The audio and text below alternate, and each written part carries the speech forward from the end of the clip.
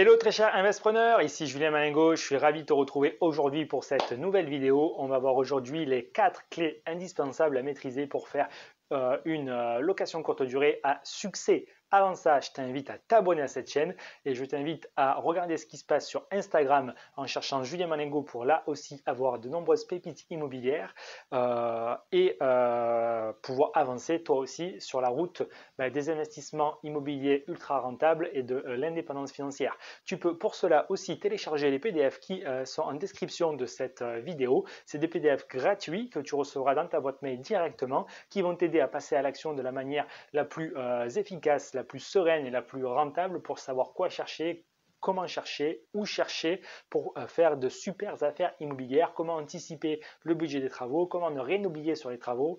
Donc tout ça, c'est du contenu gratuit qui va t'aider à passer à l'action, alors profite-en. Aujourd'hui, du coup, on est là pour parler des 4 clés à maîtriser pour faire un bon investissement en location courte durée. Alors, la première de ces clés, je l'ai mis là, c'est l'emplacement. Parce que il faut bien comprendre que, encore plus que pour une colocation, l'emplacement d'une location courte durée, c'est très important. La difficulté, c'est que tu vas du coup cibler divers types de profils. Il y a effectivement des salariés qui vont être en déplacement et du coup, il faut potentiellement attirer ces gens-là. Il y a aussi des familles qui vont venir se déplacer dans la ville où tu peux investir, notamment s'il y a des hôpitaux, par exemple, ils vont vouloir rendre visite à leur famille qui peut être très bien chez eux ou à l'hôpital et pas séjourner à l'hôpital ou chez eux. Donc pour ça, ils peuvent être amenés à faire des locations courte durée. Tu peux aussi avoir des touristes qui vont venir dans cette ville.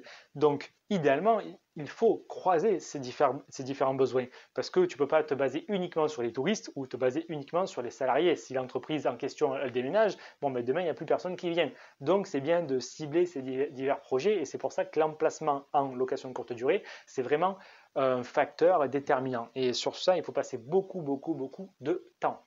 L'emplacement.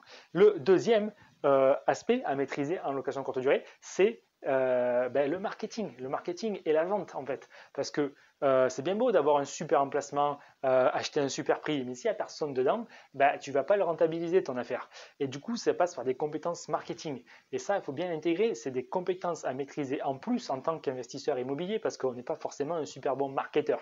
Mais par contre, là, si tu veux que ton annonce elle soit bien référencée sur Airbnb, sur Booking, ça s'apprend. C'est vraiment un métier, donc c'est pour ça que c'est très important. Et il y a aussi tout ce qui est lié à la gestion des prix, parce que pareil que pour un grand hôtel ou des compagnies aériennes, tu sais, elles font du yield management et en fonction de l'offre et la demande, savoir à telle période la saisonnalité, les prix sont plus chers. Ou peut-être que là, il y a un creux et plutôt que de ne pas louer pendant une semaine, on peut faire une belle promotion.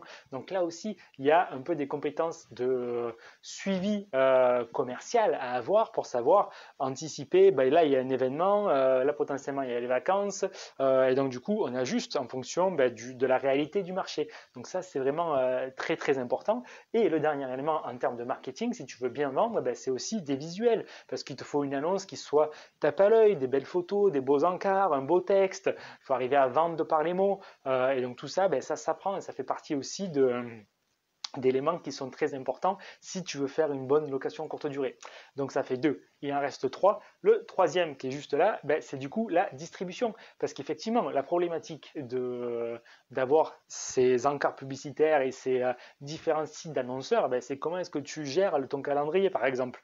Et donc pour ça, il faut arriver à gérer, tu as des outils clés en main, ce qui s'appelle des channel managers, qui te permettent de synchroniser de manière automatiquement les divers calendriers, ou tu peux, ça c'est payant, mais tu peux aussi décider de le faire par toi-même à la main avec des e-cal. Là, c'est un peu plus rébarbatif et contraignant et en plus c'est pas dans l'instant T parce que le temps que ça se fasse à jour, que ça se mette à jour sur des systèmes automatiques, toi tu dois le prendre, le faire premièrement et ensuite le temps que le système le fasse, c'est pas automatique, du coup il y a encore un décalage qui peut être plus ou moins contraignant.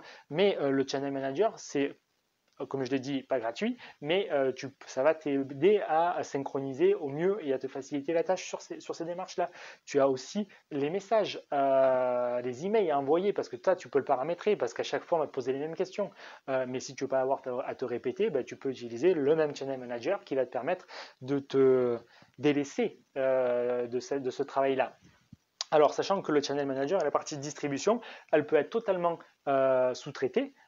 Idem que la partie marketing et annonce. Il n'y a que la partie emplacement et recherche, que ça, tu ne peux pas sous-traiter. Mais la partie marketing, distribution et du coup, la dernière partie, la gestion, ça peut être totalement externalisé clé en main. Comme tu peux externaliser que la partie gestion. Moi, c'est ce que je fais. Je externalise que la dernière partie, la gestion. Mais tout ce qui va être marketing, je fais moi parce que je veux savoir à quel prix ça se loue et je veux contrôler directement l'état du marché en fait. Et donc ça, je garde.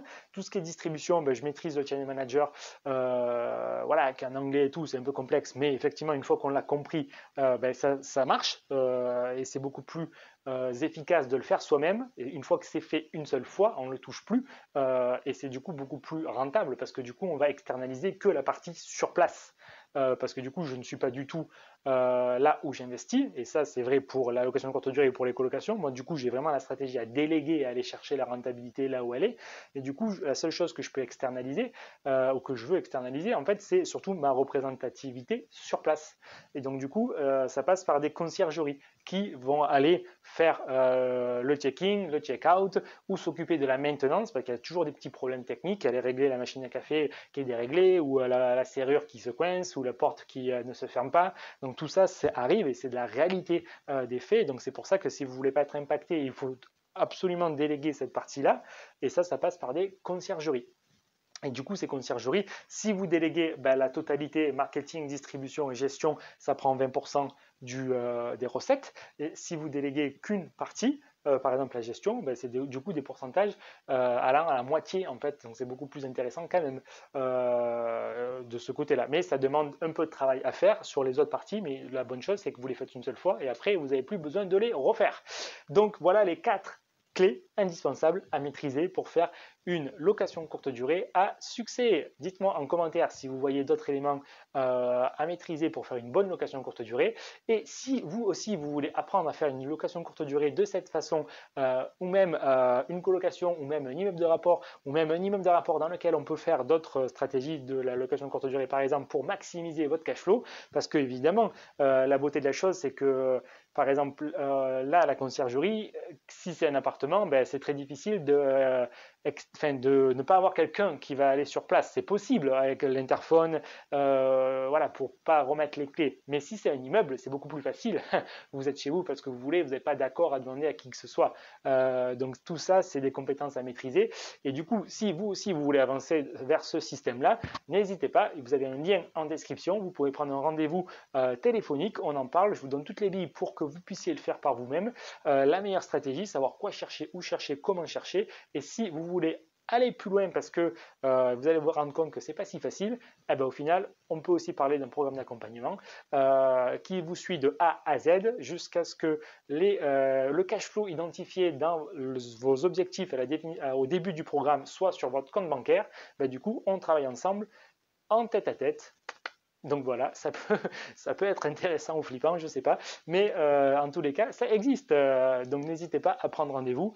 Et moi, je vous dis à très bientôt au téléphone ou pour une prochaine vidéo. Bye bye!